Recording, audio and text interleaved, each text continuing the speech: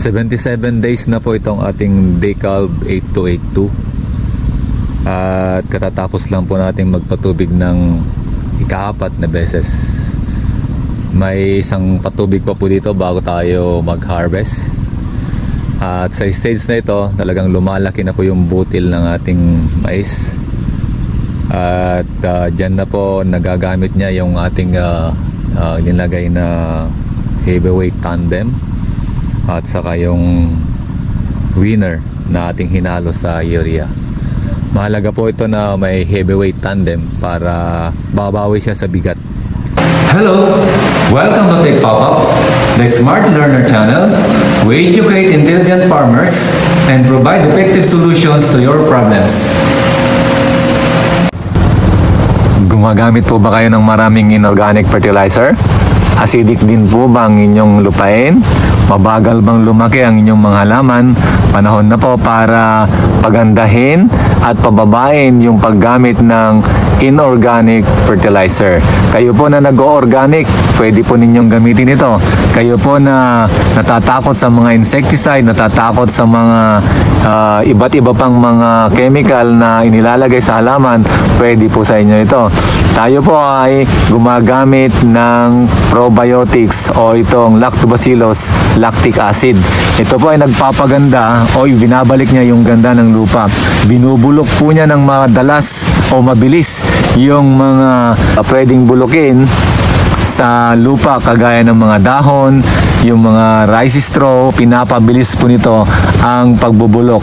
At ang ginagawa po niya ay yung mga binubulok po ay ginagawa po niyang amino acid, na yung amino acid ay nagtataglay ng nitrogen, at ang nitrogen ay nagpapaganda sa ating halaman para ito'y mabilis lumaki at magaganda, malalaki po ang bunga.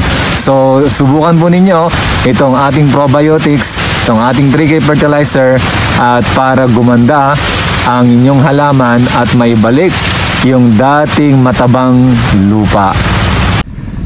Sa mga nagdaang taon, siguro mga 10 years ago, malalaki din yung ating mais, kaya lang magaan, hindi talaga nakakabawi sa bigat ng mais. Pero dito ngayon, napansin natin noong mga nakaraang mga taon na kapag ginagamitan natin to ng foliar, especially nung heavyweight tandem, iba yung kanyang bigat. Talagang napakaganda po ng kanyang butil. Talagang lumulobo siya. Nakukuha niyo talaga yung talagang weight na desired natin. So dito sa labas ng ating maisan, malalaki yung bunga, pero sa loob medyo medium size. Karamihan doon medium size. Pero dito sa labas ipapakita natin na talagang iba yung mga mais na talagang inalagaan ng foliar. Especially itong ating ginagamit ngayon na 3K fertilizer. Napakaganda po ng mais. At ginagamitan natin to ng ANAA, yung Power Grower Combo, yung BB-Tol at saka heavyweight. Siguro nagtataka kayo kung bakit dami-dami nating ginagamit. Sa karanasan kasi natin noong una na hindi tayo gumagamit ng foliar fertilizer, yun na yung nasabi ko sa inyo, magaan at hindi maganda yung ating mais. Kadalasan makikita tayong mga abnormal, yung mga tinutubuan ng mga kung ano-ano yung pan. Pero dito wala tayong mga makikitang abnormal. Makikita po natin dito yung mga maliliit na tigilan na walang bunga, pero yung abnormal na iba yung bunga, wala po dito. Kasi nakakatulong po yung mga foliar para maging normal at maganda yung bunga ng mais. Sa susunod nating video, ipapakita po natin sa inyo yung loob ng mais na ito. At para malaman po ninyo kung ano yung nasa loob at kung anong pagkakaiba ng loob at labas ng ating mais. Marahil iba sa inyo nagkaroon na ng mga experience na hindi lumaki yung kita kahit bumili kayo ng foliar o gumamit kayo ng foliar.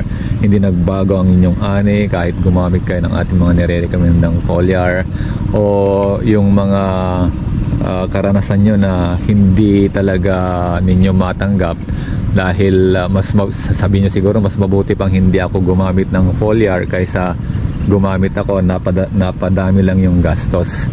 So ganyan din yung una kong experience noon nang gumagamit ako ng mga ibang foliar, hindi ng heavyweight tandem, hindi ng power grower, hindi ng anaa. Gumamit tayo ng mga iba, siguro yung mga karaniwang ginagamit nyo, ginagamit ko rin noon. Pero ang nakita ko sa matagal ko ng paggamit, ang pinakamagandang gamiting foliar ay yung mga ginagamit po natin. At napatunayan ko na talagang mas maganda. At hindi ko na babanggitin yung mga foliar na ginamit ko dati. Basta ang babanggitin ko ng yung mga ginagamit ko ngayon. Dahil yun ang mga rinrecommend natin para makatulong tayo sa mga farmer. At alam nyo, sa anumang venture, maging sa business, hindi po natin ito makukuha ng isang beses lamang. Marami tayong mga pagkakamali at marami tayong mga pagsubok na gagawin bago tayo magtagumpay. At yun po ang nakita ko dito, na nung una hindi gumamit tayo siguro ilang libo din ang nagamit natin, nagastos natin bago natin natutunan yung paggamit nito. So alam nyo kasi hindi tayo basta-basta sumusuko, hindi tayo basta-basta umaayaw. Tinitignan ko muna yung mga iba't ibang parte kung pwede bang ma-improve o hindi. Kaya dito sa ating mais, bagamat nung mga unang mga paggamit natin siguro una at pangatlo hindi maganda, hanggang sa natutunan natin, hanggang sa paulit-ulit na natin ginagawa, eto nakita na natin yung magandang epekto. Kaya dito po sa ating mais, sa 1 hektarya ngayon dito, hindi bababa sa 10 tons yung makukuha natin. Dapat lang dahil sa mahal ng mga gasolina ngayon, mahal ng mga inputs ngayon, dagdag pa yung mga foliar na yan. Kung mababa po ang inyong kikitain sa mais, lugi po, tapos sayang po. At lalo na kung marami kayong mga pinagkakagastusan, yung labor, yung pinapagawa nyo lahat yung inyong mga gawin dito, malulugi po kayo. So kailangan na umisip kayo ng paraan, pero sabi nga risky, delikado, pero kung hindi nyo naman susubukan, hindi nyo naman parang i-apply yung mga alam nyo na o napatunayan na ng iba kagaya ko, hindi po magbabago yung mga kita, yung sitwasyon nyo bilang magsasaka. Ang dami ko na pong napuntahan ng mga maisan lately, siguro itong week na to, na makikita ko siguro yung mga maisan na yon talagang halos pag titignan mo yung paligid nila, pare-parehas sila. Yung estilo, yung ganda ng mais, halos pare-parehas sila. Pero ang tingin ko doon, siguro naggagayahan ng style yung mga yon. At yung iba doon, may mga yellowish na mais. Alam ko pag yellowish yung mais, kulang sa abono o hindi timing yung paglalagay ng abono. So dito makikita natin 77 days na po, pero may mangilan-ngilan na mga dry na sa silong. So makikita nyo, ito po yung kanal natin, basang-basa pa kasi katatapos nating magpatubig niyan. At ipapasukin dito sa loob nito. So makikita po nyo yung mga bunga ng ating mais. Lalaki pa po yan. Yan po yung Decalb 8282 na talagang napakatataas ng mga bunga po niya. Na ito pag yung manual ito, parang sinusukuan ito lalo pag maliliit. Pag 5 foot yung okay lang sana pong kagaya ko na halos 6 footer yung mamimitas dito, okay lang. Pero yung mga, ito yung sinasabi kong mga abnormal. At nakita ko na ito, parang normal ito sa mga Decalb itong ganito. Sa ibang maisan ang daming ganito, pero mayroon pa rin mga mangilan-ngilan dito. Ito lang yung nakita ko ngayon pero titignan pa natin sa ibang mga parte kung may mga ganyan. Ito, karamihan ng mga malalaking mais may mga bunga na ganito. At kuminsan sabi ko sa inyo, normal yan sa Decalb, lumalabas talaga yan. Pero sa iba, kahit sa Syngenta, mayroon din mga ganyan. Pioneer, mayroon din mga ganyan. So makikita nyo yung ating mais talagang dikit-dikit, medium size, small size yung bunga. Pero makapal. Kaysa naman sa sabihin natin na napakalalaki ng bunga pero ilan-ilan lang, wala, lugi yon. Kaya mas gusto ko yung ganito, makapal na maliliit, medium size yung bunga pero madami. So sa plano ko ngayon, ang gagawin ko dito, ipapa-harvester ko na lang para mahabol ko yung second crop. Kasi dapat March nakatanim na ako dito para July bago magtagulan, aani ulit ako. Kagaya nung nakaraan, nung nakaraan taon, hindi ko nakuha yung hindi ko naulit yung 3,000 kilos sa 3,000 square meter. So gusto ko ngayong na ito maulit ko yon na sa 10,000 sa 10,000 square meter, 1 hectare, makakuha ulit ako ng ng 10 tons na wet. Kasi pag dodoblehin mo to, siguro hindi na gasing ganito yung ganda na yung tanim. Pero sisikapin natin na malagpasan yung 10 tons na wet sa pangalawang ito kasi yung unang pagtatanim dodoblehin po natin ito. So makita nyo yung silong, malinis po siya kasi wala pong makakatutubong mga damo dyan na mga dahil nasa silong po yun. Hindi po nasisikatan ng araw kaya wala pong mga tumutubong damo. So sa mga nag-apply ng pangdamo, gumamit po kayo ng herbicide, yung glyphosate, silhouette at saka sulfate sa ika-18 days. Eksakto po yun.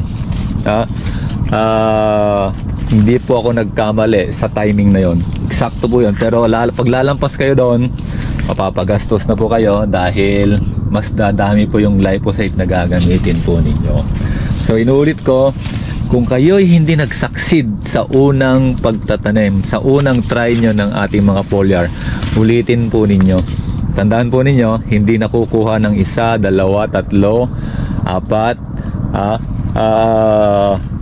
Talagang kung desidido kayo na umunlad, kung desidido kayo na lumaki ang inyong ani, ulitin po ninyo. Maging makulit po kayo, hindi yung isang beses lang.